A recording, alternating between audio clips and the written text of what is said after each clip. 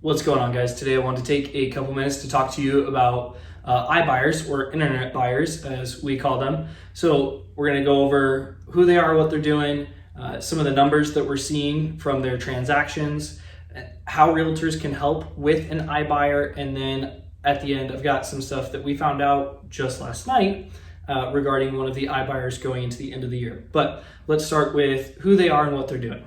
They're a group or a company that is basically made up of investor money to go and buy houses and resell them. So you'll see them advertise that they're willing to buy your house with cash, allow you to choose your close date, your move out date, and then go from there. There'll be less headaches with the inspections. There's no commissions, which that's covered in other videos, but just to make sure everyone's on the same page, they're gonna say, hey, we have no commissions, but there is a convenience fee, which conveniently lines up with roughly how much a real estate agent would charge you to list the house. The convenience fee is typically for these people about 5%. So when you see a real estate agent say we need to charge 5 to 6% to sell your house because that commission is going to be split between the seller and the buyer's agent, basically we're looking at a wash right there. So it's a little kind of advertisement trickery that they're pulling and all that good stuff. So they'll buy the house, and right now in this last year we've seen them buy above market value. So this has been a tool that we've kind of been using and submitting to some of the sellers here on the team to say, hey, they're offering above what we think we could get even on the market, so why don't we sell to them? Once these iBuyers have the house, they will then go in and do repairs, which, just like a lot of investors, and I don't want to take too much time bashing them, but it's going to be they're in, they're out, and they don't have a huge care for the quality of their work. An example would be my neighbor's house. There was an iBuyer that bought them. They repainted the entire exterior and they painted over the tiles that had the house numbers on it. So that's the kind of care that you're going to get because they're trying to pay attention to their bottom line so much. Basically, we've been told it's about they said around $5 billion. We're not sure the exact amount of money that's being poured into some of these investors or the iBuyers. So we know they're playing with a lot of money. They've been super active this last year. Looking at some of the stats, they've got, I think, 10% of the active market right here in Arizona.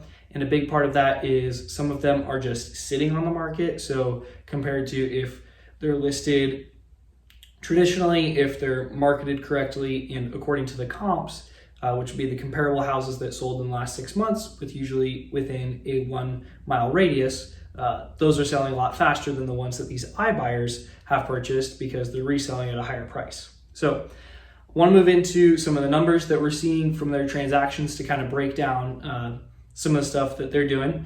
And then we'll actually take the example of my neighbor across the street and take a look at that one a little bit more. So iBuyers, like I said, and like I mentioned in a previous video, the average purchase price right now for a house in Arizona is about $400,000. So that's where we're going to start right there. So they have the 5% convenience fee, which is going to drop it by $20,000. That brings us to $380,000. And I know we're going to be rolling through a lot of numbers, so please bear with me for a second. They're going to take repairs. So this is the part where unless you have a beautiful, pristine home, they're going to ask for something. So we've seen it as low as $2,000, $3,000, but they can also come back and ask for, hey, we want somewhere in the neighborhood of $10,000. So usually we at least account for that there's going to be $5,000 of repairs that are going to be asked for. So that leaves you with $375,000 for cash that these iBuyers are going to bring to the table compared to what the actual purchase price is. Now this is fine, this is not shady, because we see for a regular sale, if it were a $400,000 purchase price, if there's 5% worth of realtors commissions, and then if the buyer did ask for concessions for repairs, this is all in line. So if they were to resell it at $400,000, we have the $25,000 difference between the cash that was brought and the purchase price. So some of them are paying a referral fee. It differs in percentages. One of them that's really popular is paying 1%. There's another that's paying 3%. So if you're going to talk to a real estate agent, which we'll get to later in the video, that's something to ask them about. Buyer's commission. So when the internet buyer is going to go resell the house, they need to pay a buyer's commission. And that's, in this case, if it's 2.5%, is going to be $10,000 on this transaction. So we're looking at, from the difference being $25,000, we've taken away $14,000, we're left with $11,000. Let's assume they did put in $5,000 worth of repairs, which sometimes they do, sometimes they just spray paint around and leave it like that. They're looking at $6,000 on that transaction alone. So it doesn't seem like a lot, but when you start multiplying it by the amount of houses that they're doing, it's like, okay, that starts to make sense. Now let's move into a real world example, like I said, and take a look at my neighbor's house. So they sold, well, I'll start with, they bought their house last year, 2020, and they bought it for $209,000. They sold it this year for $275,000, which with our 5% is going to be $13,750. Again, sorry about the numbers. We're going to roll through a lot. We're going to take away some for the repairs, which I put as $5,000. I'm not sure exactly how much they asked for repairs. I do know that there was a good amount that needed to be done, so it would not surprise me if it was well above this $5,000 mark. That brings us to the cash that was brought to close was probably in the neighborhood of $256,250 compared to the purchase price, which is $275,000. So if they had to sink $15,000 into doing the actual repairs, which I doubt, because like I said, with the paint and how they did that quality, I went and took a look at the house because I wanted to see what they did. It was a little rough. Let's assume they put in $15,000. Like I said, didn't happen. You're still looking at a $13,750 difference between their purchase price and the amount that has had to go into this so far. So that brings us to my middle row of numbers. They then went and listed it at $309,900. So that's an upcharge of just under $35,000. Now, we add that to our $13,750. We're going to take away for the buyer's commissions. You're left with my messed up writing of $40,900. This is where we start going, okay, it's one thing for it to be $6,000. It's another thing if it's $40,000.